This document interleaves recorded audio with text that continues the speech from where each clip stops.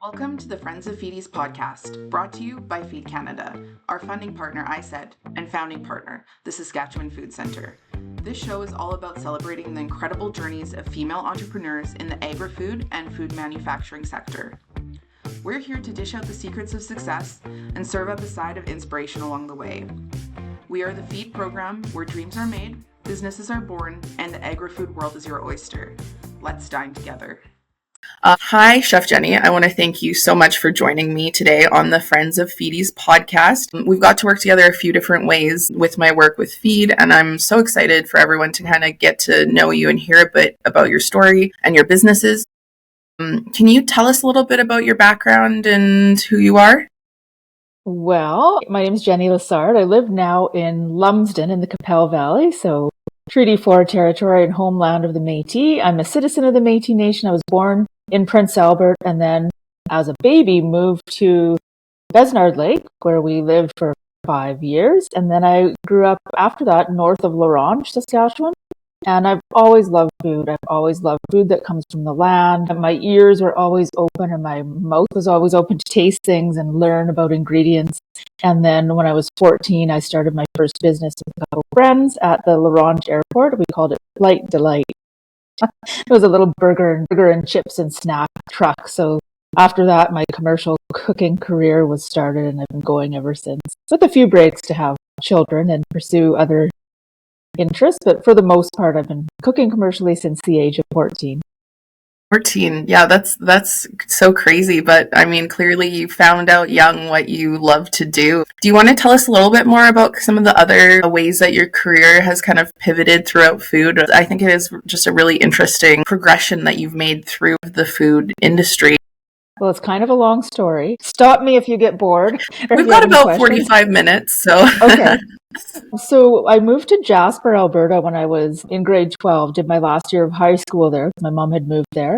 And I was a live-in nanny for a family. And at that time, I was vegetarian. So the kids got to eat a lot of lentils and vegetables. And they were actually happy when their parents would be home and they could have hot dogs and burgers and things like that. But that was, I think, my first. And I bring this up because, you know, when you're living with a family and you're cooking the food and you're there watching them eat it, you know whether people like it or not. And kids are very, very, very honest. So I always refer back to that, like, oh man, I think I need to teach a youth cooking class to be humbled and have a little bit of a date with reality. But that was super cool. And also understanding that, okay, I don't have to only cook what I like and what I feel people should be eating. But there's a fine line, right? Because you're not going to enjoy what you cook if you're going completely against what you love. But I'm no longer vegetarian, but that was an interesting kind of a start to things. And then moved back to Saskatchewan, had kids pretty young. So I had my first child when I was 21, second at 23. And I was working as a freelance writer, but also keeping my ears out for any, food opportunities like bake sales or craft shows where I'd take my little espresso machine and my biscotti and my bannock and soup. And then I believe in the summer of 1999, in the 1990s, long ago, my mom and I had a table at the Prince Albert Farmers Market just outside the City Hall in Prince Albert. And she brought pies and cookies and bread, and I brought soup and bannock and coffee. And we called it the Straw Hat Cafe. And I had one baby on my back and the other one was pushing in a stroller. So it was a little bit difficult. Made all my stuff at home, didn't have a commercial kitchen. But that was, and then there was an article that was written in the Prince Albert Daily Herald about the Straw Hat Cafe. And it was called that because it was very hot. And my mom and I always wore straw hats we got from the dollar store. And people were saying, how can we go to this cafe? And I'd always wanted to have a restaurant. But, I had little kids and didn't have money. There's a saying that if you want to make a fortune in the restaurant industry, you have to start with a fortune, basically. If you want to make a small fortune, you have to start with a large one. So I thought, then it was in my head, I'm like, I could do this. It could be simple. It could just be soup and bread and bannock and coffee. So when the opportunity came up in 2005, so it was a little bit of a gap there, but I was still, attending, doing a little bit of catering just for friends and family to kind of practice and bringing my stuff wherever I could. A space came up in the town of Birch Hills where we were living at that time, town of 1,000 people, kind of a farming community. And it was a 14-seat coffee shop. So I signed a lease on that, put $2,000 on my only credit card and bought fair trade coffee, which was important to me, and dishes, a beautiful kind of coral colored paint for the walls, and tried to make it kind of as like the other coffee shops that I'd visited around. At that time I hadn't traveled, but around Canada. And it was a success. And I was quickly running out of seats before I would run out of food, because 14 seats is not a lot, even in a small town. And there was a space available down the street. It was a character building. It was originally, I think it was a 102-year-old building by that point. It was the town's original pharmacy, but then it become a restaurant and kind of fallen into disrepair. I believe the owner was a bit elderly and wasn't able to make all the repairs necessary. So I put in a very low offer on that building. I didn't know anything about commercial real estate, and the owner was, I think, quite offended and said, forget it. But then 6 months later, he got in touch with the realtor and said, can you tell that lady to make a better offer? So I did. I made a higher offer and was able to get some funding from what was then called Aboriginal Business Canada and the Clarence Campeau Development Foundation, which is an incredible Métis lending organization in Saskatchewan. So I bought a building. And I think looking back, I mean, it's maybe not accessible to people now. That was in 2005 and the market was a lot different. But owning that building was a challenge, but it was also the building block to my business. I would recommend, if you can purchase something, even if it's in a small town, having a start in a small town had many, many, many advantages, even though I didn't initially have a super large customer base. Eventually people would come out for the live music and the local ingredients and kind of the vibe, homey, yet kind of, I don't want to say sophisticated, but interesting vibe that I created at New Ground Cafe, as it was called. Yeah, I think for a breath. Yeah, sure. Yeah, well, just that last little comment you made there, I think that's very interesting. You said you didn't have a big customer base, but I think what you did have was at least a consistent customer base, and that is maybe an advantage you do have being in a more small town, just because, yeah, sometimes people are just sitting there waiting for something like that to open up because there might not be something available to them like that. They are, and it was really cool because I had so many different types of customers. So I had the morning coffee crowd with like 9 to 14 elderly gentlemen that would come for an hour and a half every morning. Then they'd go home, they'd come back at 2:30. And in between that, we'd have teachers from the school, students, people coming out from Prince Albert, the neighboring town, from Muscadet First Nation. And, a lot of times people got to know each other at the restaurant. Like that never would have before because it was kind of a gathering spot. And then I started to have bi-monthly, if I could, live music and food events. And that brought people from out of town, especially because a lot of times the musicians were from out of town. They'd be from Saskatchewan or Regina or wherever. And they'd come with their own fan base. So that was a really good way of expanding my clientele. And you'd really develop some super fans, I think, if you look after people in your business, whether it's a restaurant, whether it's whatever it is that you have to offer. If you cultivate true relationships with people and you accommodate them when they're having, times of need, they're going to promote you beyond what you could have ever hoped. Yeah, I know I'm going to misquote this, but there's a marketing expert, and I'm pretty sure it's something like 5 true fans or something like that is like what anyone needs to I'll have to look it up after and maybe put a note or something because I can't remember the number. I can't remember who said it, but that was just ringing a bell to me of like being like, yeah, just like having some people really in your corner who are there because of the service you're providing is something they truly love. So that's really special. Yeah, and then we're all going to make mistakes and have things in our career that we wish we hadn't done or we'd done differently. But I think when you're willing to be flexible with others, they're willing to be a bit more flexible with you. One key thing is that I started my business and got out of my bricks and mortar business before social media was the driving force that it is now. I think probably it was harder to originally kind of propel my business, but it was also easier because I just don't know how people manage all the comments and I would just be devastated if I looked on a Google review and saw that someone hadn't liked my soup. I probably would send them like 6 liters of soup or something. But that's not realistic. But I think people who are starting their businesses now have an advantage, but it must be an extra level of stress. Yeah, absolutely. I do think that that is something that can paralyze people a little bit. I've even felt that myself. Marketing and that sort of work, putting yourself out there is something with the internet and the trolls and all the comments and everything. It does make people think twice. And I think, unfortunately, especially women. And so it's like this amazing tool, but there's also just you feel a little bit exposed in a way that like you have to, I guess, be willing to learn how to take on. And I don't know if I haven't really found any social media training that deals with that, like with the spiritual and mental aspects of managing your reputation and your business online when people can, like very rarely will someone come up to you in your bricks and mortar business and start yelling at you. Like that's a rare occurrence, but in the comment section, I think it probably happens a lot. And like you said, especially as women entrepreneurs. Well, so I mean, now that you've put that out there into the world, maybe you or someone will be able to create that, and I think that that would be an excellent thing to be able to help people work through.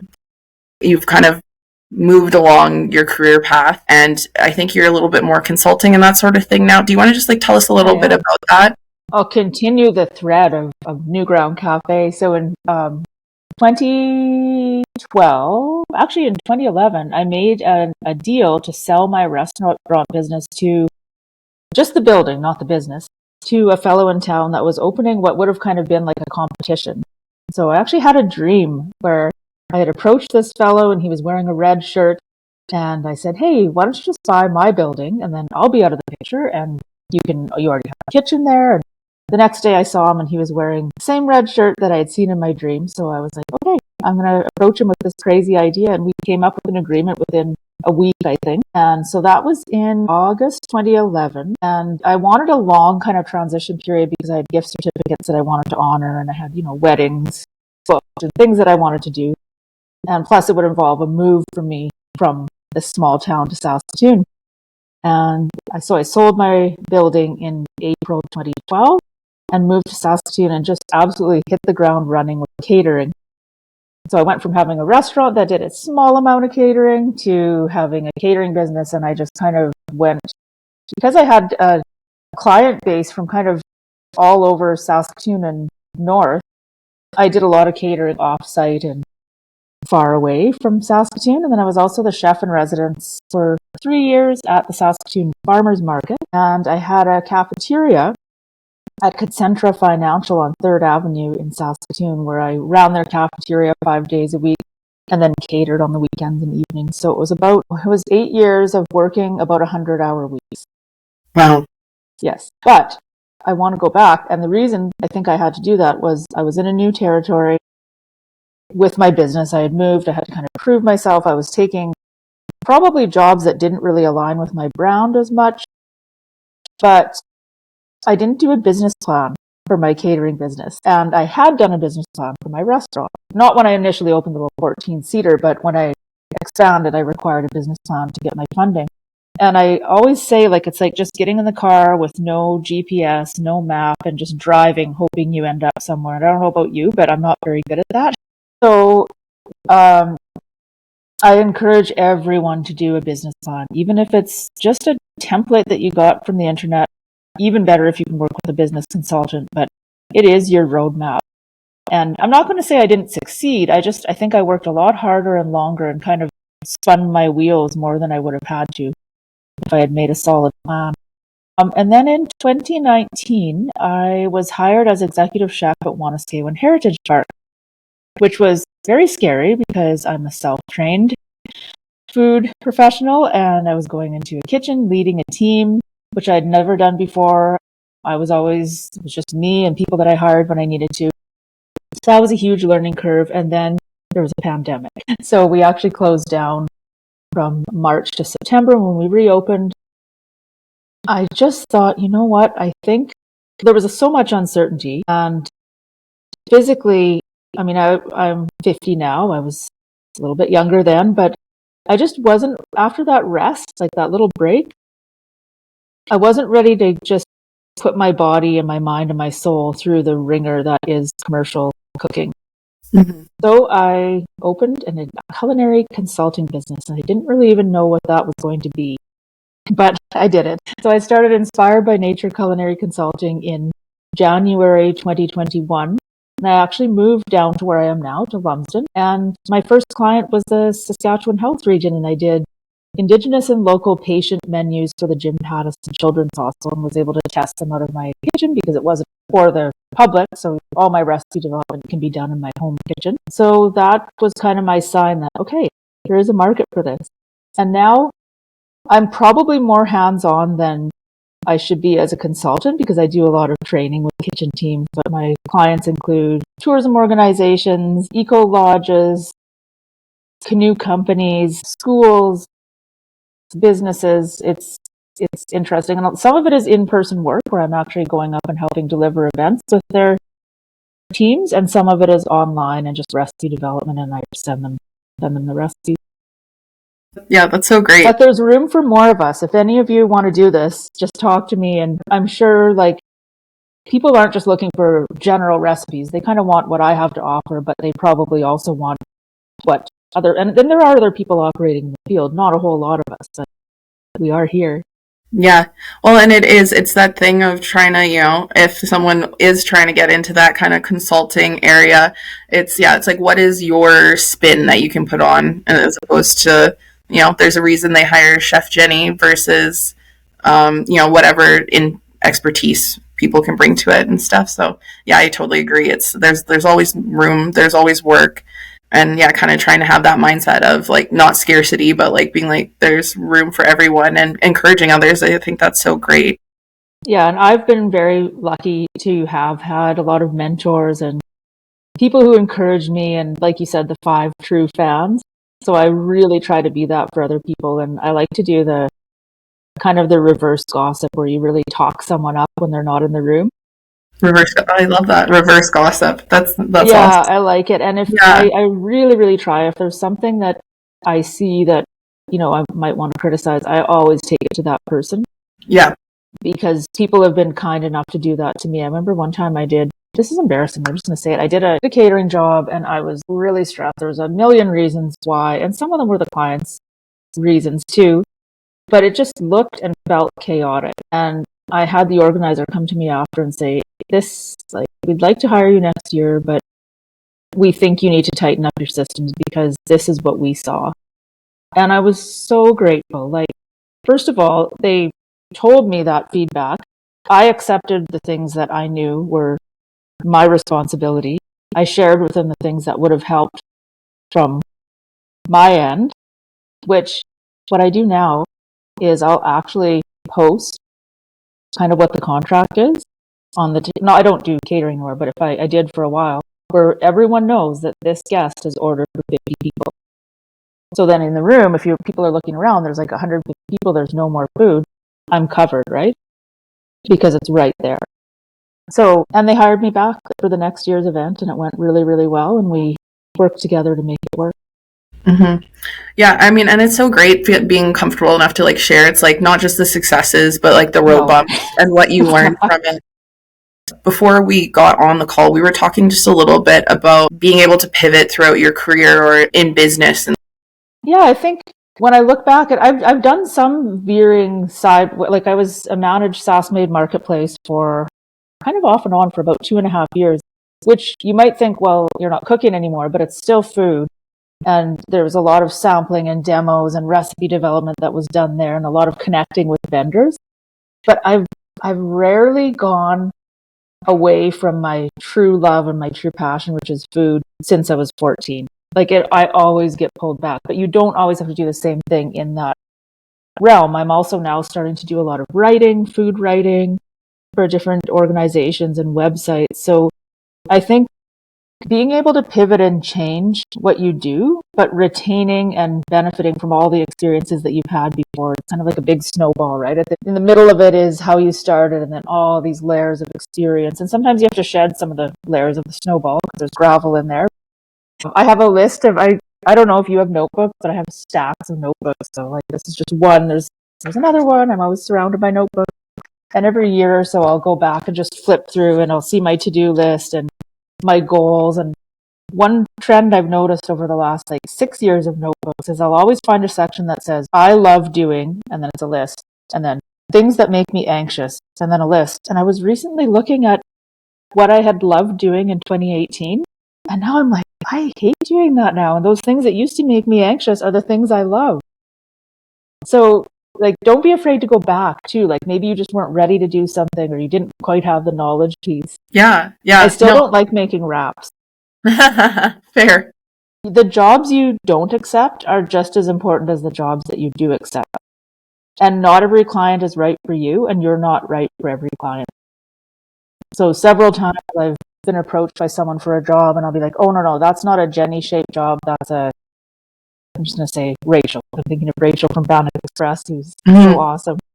And I'm sure people do that for me too, because I know I'm not everyone's first choice. I think sometimes I'm maybe their third or fourth choice, or maybe I'm the only one who's willing to do a picnic for 80 people in a gravel pit or something like that. But just don't feel bad about saying no or referring other people, because they might come back to you later for something that's more in your wheelhouse.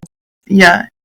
And I think that actually really goes back to what you were saying before, talking about the business plan sort of piece. So having that business plan, knowing, okay, here's where I'm focusing my efforts. Cause I think that's kind of what you were saying before. People get so I'm going to do this, I'm going to do this, I'm going to do this. And they're so busy working on all these different ideas that they forget to go make money, do the thing.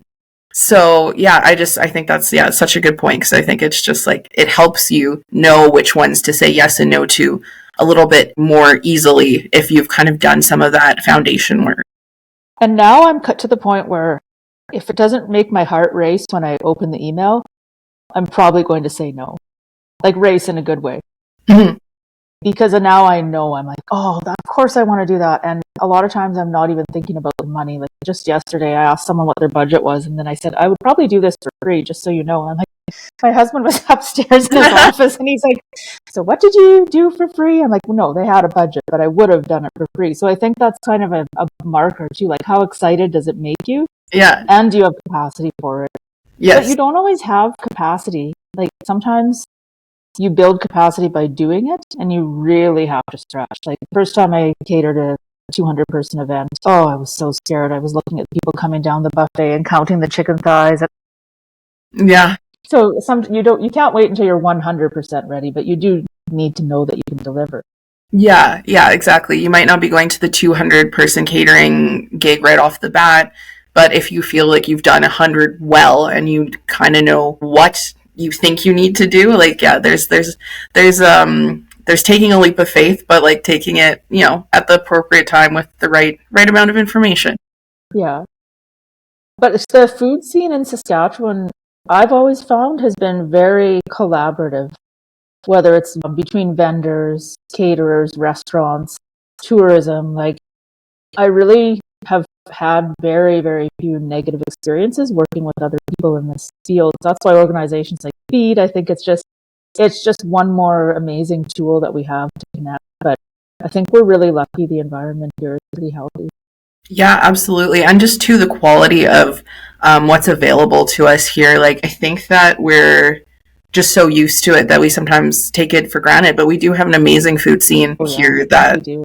Yeah, we're very lucky. And you get to see it every day. Yes, it's great, and getting to see it and learn more and more each day from seeing everyone doing so many awesome different things that relate to the industry. Yeah. Okay, so this is kind of related to what we were just talking about, but I just kind of want to re-ask this, or just kind of ask this. But basically, the experience that you've had in the food industry, I'm sure it's kind of shaped how you see it today. And can you talk about that a little bit? How that's kind of, I guess, what you're seeing? Well, having had my restaurant in a small town, I didn't get to the city very often. So when I moved to Saskatoon, I actually had a really good friend who had a restaurant on Broadway at the time. His name was Dan. I went to school with him in Larange, Dan Walker. He had Bacharia. He took a whole day to take me all around Saskatoon to all the different markets, the suppliers that he used, and just kind of introduced me to everybody and had me come down before I moved to help at an event with his restaurant and kind of meet some potential clients. So I think that was pretty cool. And then just seeing how the different independent restaurants in Saskatoon have opened up and they're getting like global recognition. Mm-hmm. And in large part, I think it's because they've embraced the power of storytelling. Like, I fully believe that if you have time to talk to a table about what they're eating, or in my case, in my restaurant, I was the server and the cook, so I could directly transmit that story to the people, and I still get to do that when I do events. But I think on menus now, people are introducing the stories of the ingredients and the restaurant owners and this, our city and our province. And I think that's really been well received. And seeing how a lot of the independent restaurants in Saskatoon especially came through the pandemic, not unscathed because they had to change. And now some of them are even expanding and starting second restaurants. It shows how we can be small but mighty. And I'm really, really proud of everyone in this space, from vendors to... And if you do close, that's not a failure. Mm-hmm. Like, imagine if you had never opened. All the beautiful meals that never would have been served, and memories that wouldn't have been made, whether you're a food business or a restaurant or anybody else in food. You had the guts to try, and that's more than 99.9% of people ever will. Yeah, just the resiliency in this space. I really respect it, because you've got to have resiliency, and you've got to have grit to make it through, because it's not just an easy ABC sort of path. No. And I always say, even when I had a restaurant and catering, and cooking was mainly what I did, cooking is the easy part. It's the administration and sourcing ingredients and emailing. And I don't know if some people are accessing AI for that, which might be helpful. I'm not sure, but I would say use any tool that you have at your advantage while still retaining your core essence. Mm-hmm. Because that is one of the things, building a business. It's like, usually it's because you have a passion for the thing, and then it turns out that once you start building a business around it, you have to start doing a lot of other things that aren't the thing you were passionate about. So it's it's a big commitment, because there's a lot of the not as fun, glamorous pieces as well. It is. I think about any time there was a significant growth in my business, it usually happened after a gathering, though. So I think in 2007 or 8, there was kind of this speed dating for chefs and producers. And we met at the Besborough, and there was Chris and Rachel from Floating Gardens Greenhouse. And I think there were about 8 vendors and maybe 12 chefs. And we had 5 minutes with each producer at a table to exchange information and get to know each other. And I probably got about 6 new contacts that I still deal with to this day. And then at the Feed conference last year, there were so many connections made, and you can just see these side conversations happening off in corners. So I think if you can go to an event, a networking event, you're never going to come away with nothing. They're very, very positive.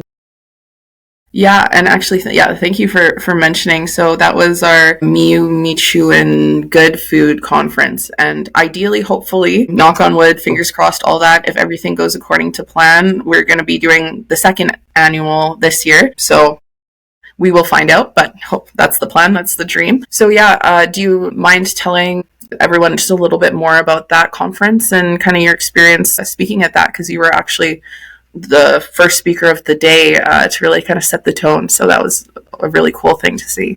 Yeah, it was so awesome. It was at the World Trade Center in Saskatoon.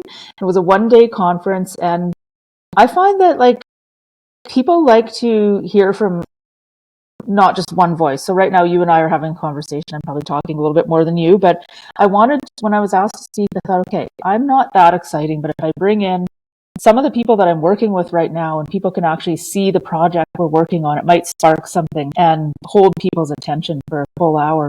So we had Water's Edge Eco Lodge, the management, and Devin Fiddler was there, formerly of She Native, which was an amazing clothing company. And she on maternity leave now, but she was the economic development officer for Waterhen Lake First Nation, who bought Water's Edge Eco Lodge. Destiny Miller was there as well. She's the manager of the lodge. So I did their catering menu and did some culinary training with their team when they first bought that facility. Just a conversation of like how I got involved with them, what they had me doing. And I could kind of see people kind of whispering to each other. I think they were thinking like, we could get so-and-so to do something like this. So I wasn't there to say, you need to hire me so I can be even busier. It was like, think of how you can utilize the culinary folks in your world to kind of propel your project forward. Mm-hmm. And I think, I don't know what you've heard from that, but I think it was helpful in that regard. There was some connections made and maybe some inspiration. Mm-hmm. Well, and too, just I feel like, you know, getting so many people who are doing such amazing things all under one roof in itself, it's like there's going to be value that comes out of that, right? Like just being in that same room with people and hearing their story. I just wanted to let people know as well, our Stories from the Circle series that we have on our website. You are on the first season of that as well. And you were interviewed by Josh for that. And I've listened to your episode. I really enjoyed it. But do you mind just sharing with anyone listening a little bit about that series and kind of your experience with filming that? It was really awesome. I think some of the questions that were asked, I got a little emotional. Just, you know, looking back on, wow, sometimes I think you wake up every day and you do your thing and you just, you know, you never really have a chance to reflect on what you've done or you know, who you may have impacted or been impacted by. But during that interview with Josh, he just kind of brought it all out, and it was really cool to have that experience. And I'm looking forward to watching the other episodes and seeing if other people kind of felt that way too, whether they're at the beginning of their business journey or kind of in the middle, as I hope I am. I don't plan to retire till I'm 90. That's perfect. Yeah, you can, have about 7 years of you know, fun time, and then I love that. That's great. Yeah, no, I enjoyed watching it, and I'm hoping, I assume that we'll do a season 2 eventually. Cool. Yeah. And yeah, it's such a fantastic group of people that are interviewed, and the two interviewers were great as well. That just occurred to me. Like, it seems that when you're in business for a long time, I've noticed, like when I first started my restaurant, the media attention was on the fact that I was doing local cuisine, and, you know, not the 5-kilometer diet, but definitely, you know, 75% of my menu ingredient items were locally sourced. So that was what everybody was kind of talking about then. Then it kind of shifted to people were talking about women in business, which is amazing, and we should always be talking about that. And then the local thing kind of fell off. I was always still doing that. I was always still a woman. And now it seems like my name is being associated more with being Métis, which is great. I've always been Métis. I've always been serving local food. I've always been a woman. But I think, you know, showing people that you're multi-dimensional, and whether, you know, if someone's talking to you exclusively about local cuisine, maybe bring in the fact that a lot of the things you learned were from the fact that you have Métis heritage and you grew up in the bush eating these amazing plants and learning about them. But it's easy, I think, for media, and I'm not picking on the media, but to just pick one buzzword and then label you with that. But we're all so multidimensional. And I think just keeping that in mind, and I don't really even know what I mean by that, but do you know what I mean? Like there are kind of trends, and I think being a woman, being Métis shouldn't be a trend. It should be something that we can be happy about and share all the time. And, you know, I don't think I'll ever change my stance around preferring local cuisine and locally produced food either. So yeah, I think just don't be afraid to share all of your story that you're willing to share, even if someone is, you know, really angling for just one kind of angle on it. Trying to make sense. Yeah, I think so. It's and it is really easy when, you know, if you're getting featured or whatever, like everything is just so distilled down into 1 or 2 points that and we have so many different reasons why we are a certain way, and why we have, you know, why we had our idea. Like a lot of the values that I showed in my restaurant were based on the values that my grandma taught us of hospitality and kindness and giving back and, you know, having a beautiful environment. So I don't think we can separate the different parts of who we are very easily just for a really pat news story. And one other thing that I'd like to suggest, as a huge business tool is travel. Mm-hmm. If you can, if you're seeking funding for anything, I think traveling, whether it's to a conference or an event, and just seeing what's out there and not copying it necessarily, but bringing the parts of it that you love back to your operation is always money and time well spent, in my opinion. Mm-hmm. Yeah, no, exactly. It's, that whole like borrow versus steal thing where it's like you can borrow the idea and stuff and then you're not going to want to recreate it exactly. Just one kind of final question I wanted to ask to kind of wrap things up. So do you have a go-to kind of comfort food that you like to make when you're not working, or a favorite dinner or something like that? Well, every single morning I plan the night before that I'm going to have something interesting and healthy, like a smoothie or eggs or something. And then I always have 2 pieces of toast with butter. Nice. And when I travel with my toaster, which is, I know, pretty lame, but I do. And sometimes I travel with my bread and my butter as well. I love evaporated milk in my coffee every day. And I love to make stew at home. Just bison stew is my absolute favorite comfort food, and my husband loves it. So when I go away, I'll leave extra and label it for him. And I love to make cinnamon buns. I love the smell of baked goods when you go out for a walk and come back and your house still smells like it a day later. I love feeding people, though. I think of what I like to eat, but my main thing, I think, is that's kind of my calling in life, is to feed people, or the things that I most like to make for other people, which is stew and bannock and lentil bake and just really comforting things. It's fun to do the high-end competition and plating and things like that, but in the end, I think comfort food is appreciated the most. Yeah, absolutely. I could just keep talking about food all day, but I will let you go. So thank you so much for joining us today. I really appreciate it. And yeah, thank you. Thank you. Thank you to our listeners for indulging your entrepreneurial appetite with this episode of Friends of FEADies, brought to you by Feed Canada, our funding partner ISED, and founding partner, the Saskatchewan Food Centre. If anything we have discussed today has ignited an entrepreneurial fire within you, but you're not quite sure how to get started, or you're craving mentorship and coaching to help grow your business, please reach out to us at feed.ca. That's FEAD.ca. Connect with us on social media. We're sprinkled all over the digital landscape, and our team is ready to provide the mentorship and coaching you need to flourish. At Feed, we're here to empower women in the agri-food industry, so don't hesitate to reach out to us to join our vibrant community of foodpreneurs. Until next time, bake those dreams into reality, stay hungry for success, and continue to nourish your entrepreneurial spirit with Feed. Bon appetit.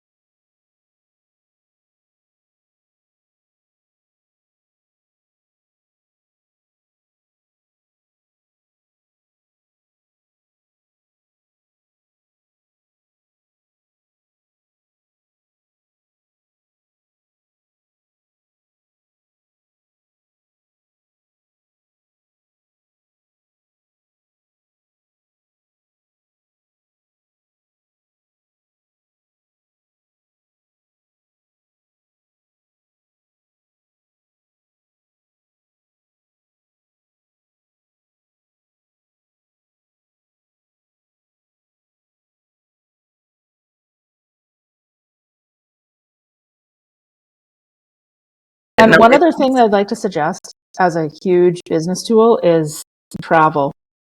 Mm-hmm. If you can, if you're seeking funding for anything, I think traveling, whether it's to a conference or an event, and just seeing what's out there, and not copying it necessarily, but bringing the parts of it that you love back to your operation is always money and time well spent, in my opinion. Mm-hmm.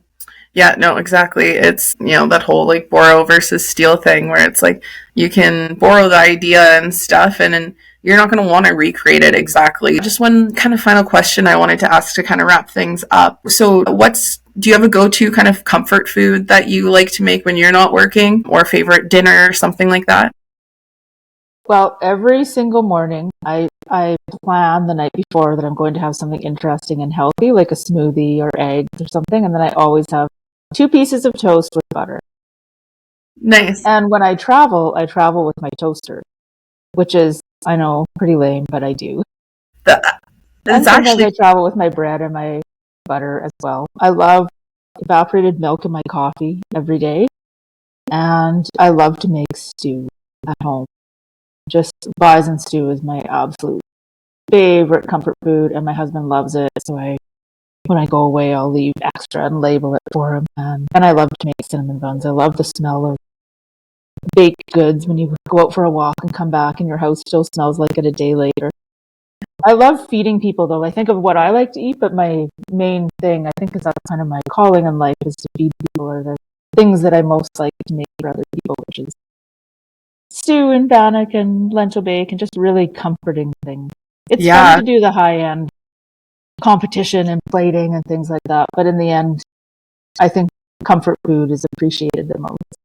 Yeah, absolutely. I could just keep talking about food all day, but I will let you go. So thank you so much for joining us today. I really appreciate it. And yeah, thank you.